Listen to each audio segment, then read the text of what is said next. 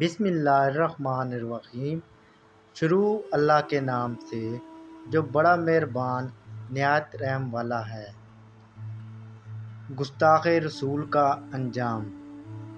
بیت المقدس کے فاتح حضرت صلاح الدین ایوبی رحمۃ اللہ علیہ نے جب بیت المقدس کو فتح کیا تو عام معافی کا اعلان کیا، لیکن ساتھ میں یہ بھی فرمایا کہ آج ہر ایک کے لیے معافی ہے سوائے ایک شخص کے، جس نے میرے پیارے آقا جناب حضرت محمد مصطفیٰ صلی اللہ علیہ وسلم کی بارگاہ اقدس میں گستاخی کی ہو۔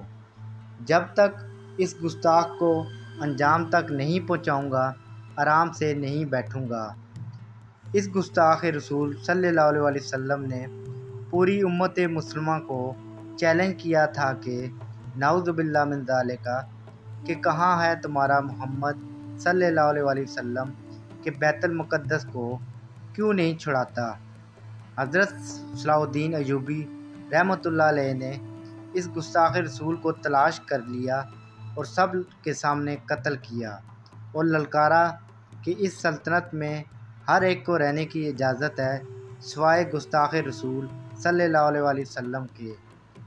آپ نے اس گستاخ رسول کو چیلنج کرتے ہوئے کہا کہ میرے آقا حضرت محمد مصطفیٰ صلی اللہ علیہ وسلم کو چیلنج کرنے والے گستاخ اس محمد کا غلام بیت المقدس کو آزاد کرنے آیا ہے۔